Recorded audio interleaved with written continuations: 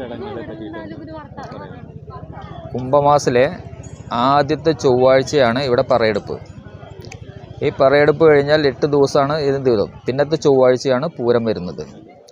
അപ്പോൾ പിന്നത്തെ ചൊവ്വാഴ്ച പൂരം തുടങ്ങുന്നത് 11 മണിക്ക് എങ്കക്കാട് ദേശം കയറി പൂരം തുടങ്ങും. 2 മണിക്ക് ശേഷം അവർ പുറത്തിറങ്ങുകയും അതിനുശേഷം കുമരലൂർ ദേശം കയറുകയും അവർ 4 മണിക്ക് പുറത്തിറങ്ങുകയും ചെയ്യും. ഇതേ സമയം തന്നെ വടക്കാഞ്ചേരി ദേശം 1 മണിക്ക് വടക്കാഞ്ചേരി ശിവക്ഷേത്രത്തിൽ അവരുടെ പൂരം തുടങ്ങി 4 മണിയോടുകൂടി ക്ഷേത്രസന്നിധിയിൽ എത്തിച്ചേരും.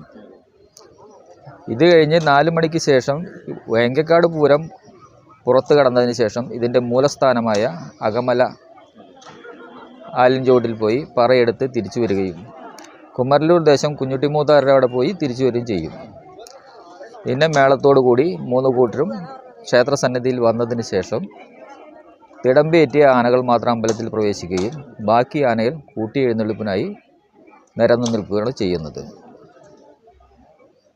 കൂട്ടി എഴുന്നള്ളിപ്പ് കഴിഞ്ഞാൽ പൂരം വടക്കാഞ്ചേരി ദേശം പിരിഞ്ഞു പോവുകയും എങ്കക്കാട് ദേശവും കുമരലൂർ ദേശവും അമ്പലത്തിനുള്ളിൽ കിടന്നുകൊണ്ട് വീണ്ടും മേളം കഴിഞ്ഞ് പിരിഞ്ഞു പോവുകയാണ്. പിറ്റേ ദിവസവും കാലത്തും ഈ പൂരം ആവർത്തനമാണുള്ളത്. ഈ ആവർത്തനം കഴിഞ്ഞു കഴിഞ്ഞാൽ അതുപോലെ തന്നെ വടക്കാഞ്ചേരി ദേശം വടക്കാഞ്ചേരിക്ക് പിരിഞ്ഞു പോവുകയും എങ്കക്കാട് കുമരലൂർ ദേശം അമ്പലത്തിനുള്ളിൽ പ്രവേശിക്കുകയും അവിടെ പൊങ്ങലിടി എന്ന് പറഞ്ഞൊരു സാധനമുണ്ട്. അതായത് ഉരലിൽ കോമരം ബാക്കി താലെടുക്കുന്ന കുട്ടികളും എല്ലാം കൂടി ഇടിക്കുന്നതാണ്. അത് ദേവി ചൈതന്യമാണ് പറയണത്. അതിൽ മഞ്ഞളും ഈ വേപ്പിൻ്റെ ഇല അങ്ങനെ പല വ്യഞ്ജനങ്ങളിട്ടുള്ളൊരു ഇതാണത്.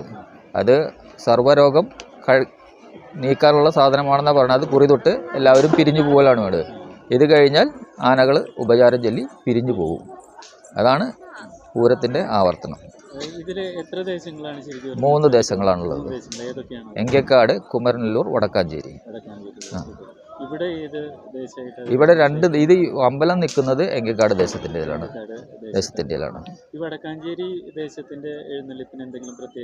അത് വടക്കാഞ്ചേരി ദേശം പണ്ടത്തെ രാജാവ് പൂരം കാണാൻ എഴുന്നള്ളി വരുന്ന പ്രതീതിയാണ്.